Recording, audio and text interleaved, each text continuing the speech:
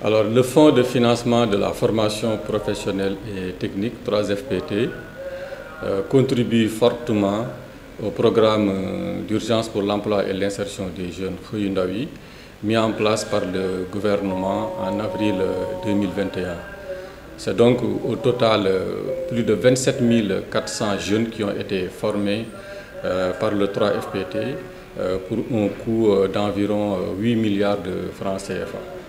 Alors c'est dans ce cadre-là que nous menons actuellement une campagne pour le financement de la formation des jeunes Sénégalais, donc le financement de la formation initiale, donc des formations qui vont du niveau CAP jusqu'à la licence. C'est donc également une contribution du 3FPT dans le cadre du programme d'urgence. Et actuellement, les jeunes sont en train de s'enrôler au niveau des pôles emploi et entrepreneuriat qui ont été mis en place justement dans le cadre de ce programme-là au niveau des 46 départements du pays.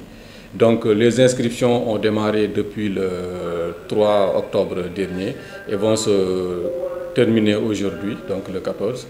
Et à date, nous avons enregistré plus de 35 000 jeunes qui ont exprimé leur demande de formation à travers les pôles emploi.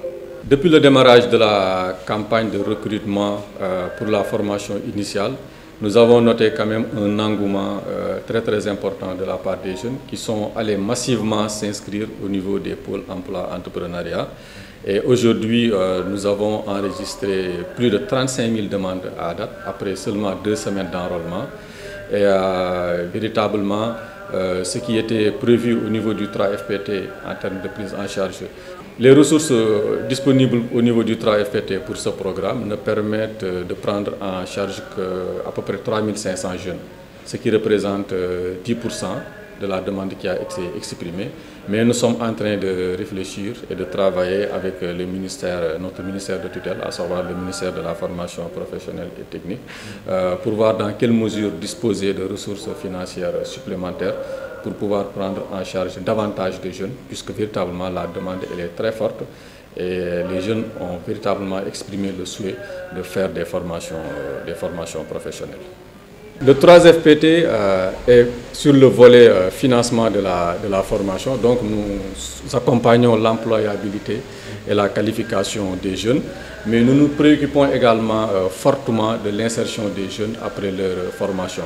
C'est pourquoi nous essayons en amont d'orienter ces jeunes-là dans des filières qui sont dites des filières porteuses, n'est-ce pas, identifiées au niveau de l'économie, notamment les métiers du numérique, les BTP, les métiers de l'énergie, etc., qui sont aujourd'hui les secteurs des métiers qui sont demandés par les entreprises.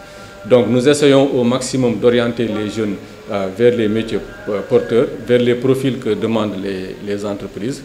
Mais également, nous travaillons avec d'autres structures de l'État qui ont en charge le financement des projets des jeunes, n'est-ce pas, notamment l'ADER, Promise et d'autres structures pour permettre aux jeunes qui souhaitent se lancer dans l'entrepreneuriat, n'est-ce pas, de bénéficier de financement de projets. Parce que toutes les formations que nous finançons ne sont pas vouées à l'emploi salarié.